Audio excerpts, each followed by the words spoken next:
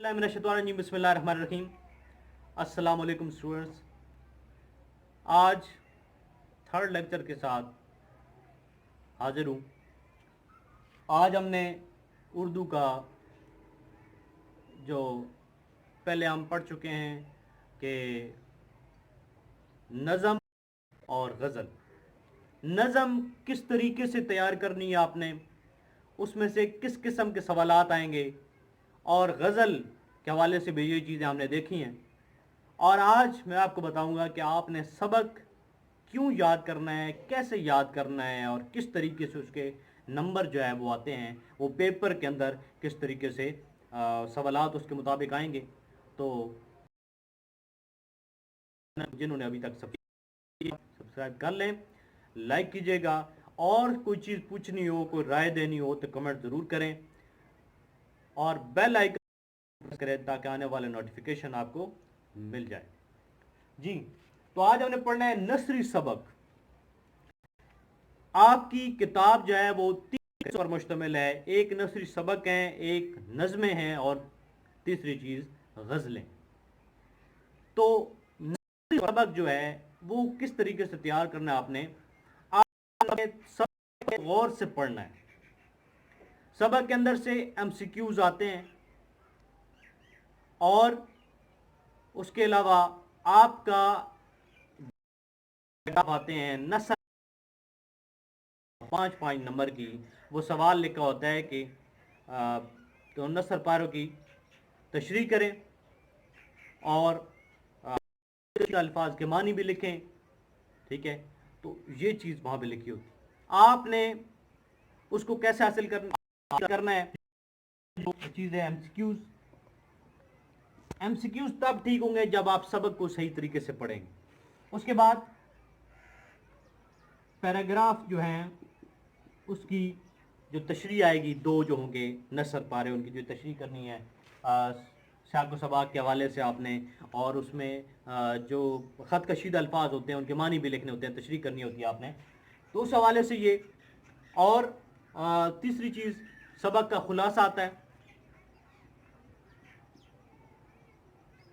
खुलासा भी आपने तैयार करना होता है। जिन सबक को आप पढ़ेंगे तो मैं आपको ये तमाम चीज़ें बताता हूँ तफसील से कि किस तरीके से आपने हल करनी है। उसके अलावा सवालों के जवाब आते हैं।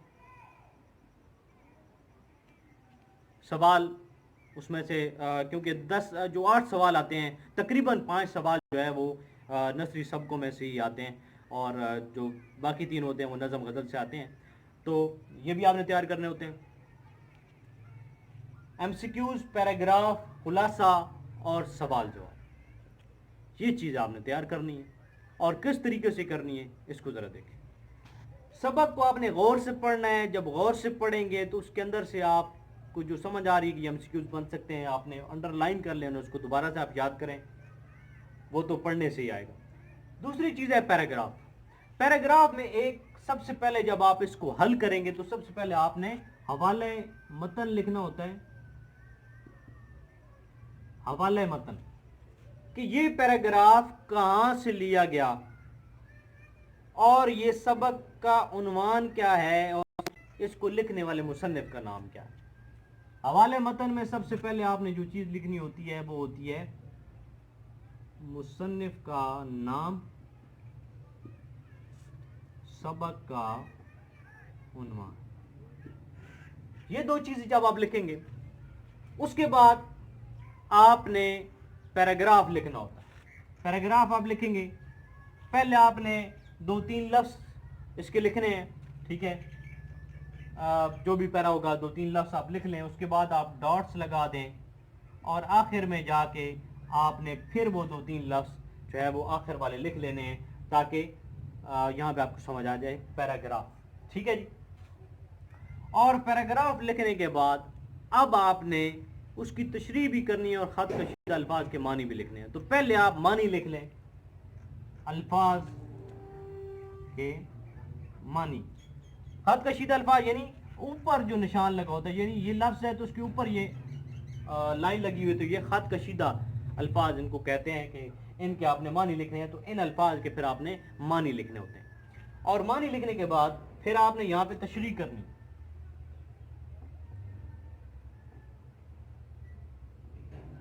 سیاق و سباق کے حوالے سے اگر آ جائے کہ سیاق و سباق سے کرنی ہے تو پہلے تشریح سے پہلے آپ سیاق و سباق لکھیں گے، تشریح سے پہلے آپ لکھیں گے۔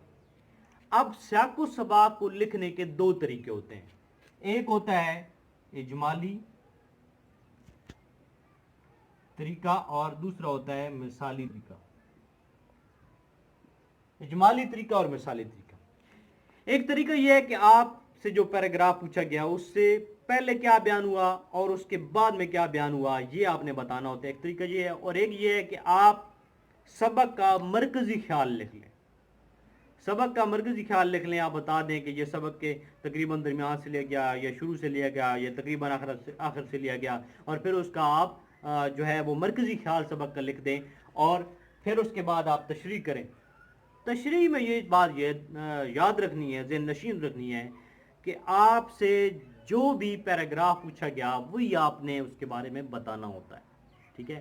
آپ نے شروع سے اینڈ تک کوئی سبق نہیں بتانا پورا، بلکہ آپ نے صرف وہی پیراگراف اس کی تشریح کرنی ہے، یعنی اس کو تھوڑا بڑا کرنا ہے، اس کی تفصیل بتانی ہے، اس کے اندر جو مشکل الفاظ ہیں ان کے معنی بتا کے ان فقرات کو تھوڑا بڑا کرنا ہے۔ یعنی اگر 5 لائنوں کی یہ پیراگراف ہے تو آپ نے اسی کو تھوڑا بڑا 1-1.5 صفحے کا آپ نے کر لینا ہے، اس کی تشریح کر لینی ہے، ٹھیک ہے؟ تو اس حوالے سے یعنی جو مشکل الفاظ ہیں جب آپ ان کے معنی لکھیں گے اس کی تو تشریح آپ کی ہو جائے گی، ٹھیک ہے جی؟ تشریح آپ نے کرنی ہے اور یہ آپ کا سوال یہاں پہ حل ہو جائے گا۔ یعنی یہ تمام تر چیزیں آپ نے اس پیراگراف میں لکھنی ہوں گی۔ یہ 2 پیرے آتے ہیں 5-5 نمبر کے، 2 پیراگراف ہوتے ہیں 5-5 نمبر کے، اور ان کو آپ نے صحیح طریقے سے، یہ اتنا مشکل نہیں ہے اگر آپ سبق پڑھیں اور ساتھ میں آپ مصنف کا نام یاد کر لیں، اور یہ تو آپ اسی میں سے جو ہے پڑھ کے تو اس کی تشریح کرتے ہیں، آپ نے سبق پڑھے ہوتے ہیں تو یہ مشکل نہیں ہے، تو یہ آپ کے نمبر آسانی سے آ سکتے ہیں۔ اس کے بعد خلاصہ ہوتا ہے۔ یہ ساری چیزیں میں نے پہلے آپ کو بتائی ہوئی ہیں الگ الگ، لیکن آج اکٹھا بتا رہا ہوں کیونکہ یہ ساتھ آگے جو تعلیم گھر کے حوالے سے ہم شروع کیا ہے کہ تمام آپ کو ریوائز کروائیں۔ تو یہ خلاصہ جو ہے یہ آپ نے سبق کو پورے کو پڑھنا ہے، سبق پورا نہیں لکھنا بلکہ تمام تر جو پوائنٹس ہیں ان کو ہر حال میں لکھنا ہے، یعنی جو کام کی بات ہے جو بتانے کے لائق ہے اس سبق میں اگر نہ بتائیں تو سبق ادھورا لگتا ہے، تو وہ ضرور آپ بتائیں۔ لیکن اگر اس کی کوئی تفصیل ویسے کوئی لکھی ہوئی ہے جو بتانے کی اتنی خاص ضرورت نہیں ہے تو آپ اس کو اس میں منشن نہ کریں۔ جس طریقے سے آپ ایک خبر نامہ سنتے ہیں تو خبر نامہ کہ پہلے جو ہیڈ لائنز ہوتی ہیں تو اس کو کہتے ہیں کہ خلاصہ سنیں، خبروں کا خلاصہ سنیں، یعنی وہ 4-5 منٹ پر مشتمل ہوتا ہے، اور جب وہ تفصیل بتاتے ہیں تو وہ آدھا پونا گھنٹہ جو ہے وہ تفصیل لمبی ہو جاتی ہے۔ تو اس طریقے سے جو پہلے 4-5 منٹ ہوتے ہیں اس میں ان کنکلوڈ کرتے ہیں اس کو، اسی طریقے سے آپ نے پورا سبق جو ہے اس میں قید کرنا ہوتا ہے، اس میں بتانا ہوتا ہے کہ اس میں کیا بیان ہوا، اور یاد رکھیں کہ اس میں آپ نے اپنی طرف سے کوئی چیز ایڈ نہیں کرنی، کوئی اپنی طرف سے چیز نہیں لکھنی، صرف اور صرف وہی لکھنا ہے جو مصنف نے لکھا ہے۔ اس کے بعد سوال آتے ہیں۔ میں نے آپ کو بتایا کہ 5 سوال، 8 میں سے 5 سوال تقریباً جو ہے اسباق میں سے آتے ہیں، اور وہ آپ نے سوال یاد کرنے ہیں۔ آپ جب سبق کو صحیح طریقے سے پڑھیں گے تو پھر آپ کے MCQs بھی حل ہوں گے، آپ کے سوال جواب بھی حل ہوں گے، آپ کا خلاصہ بھی حل ہوگا، اور آپ کے پیراگراف بھی حل ہو جائیں گے۔ آپ سمجھ کے ایک ایک لفظ کو پڑھیں گے تو یہ کوئی مسئلہ نہیں ہے۔ تو آپ سے گزارش ہے کہ آپ نے اسباق کو صحیح طریقے سے پڑھنا ہے۔ صحیح طریقے سے جب اسباق پڑھ لیں گے تو آپ کو کسی قسم کا کوئی مسئلہ نہیں آئے گا۔ تو ویڈیو اگر پسند آئے تو لائک کیجئے، اپنے دوستوں کے ساتھ اس کو شیئر بھی کیجئے۔ دیکھنے کا بہت بہت شکریہ۔ Thank you very much. Allah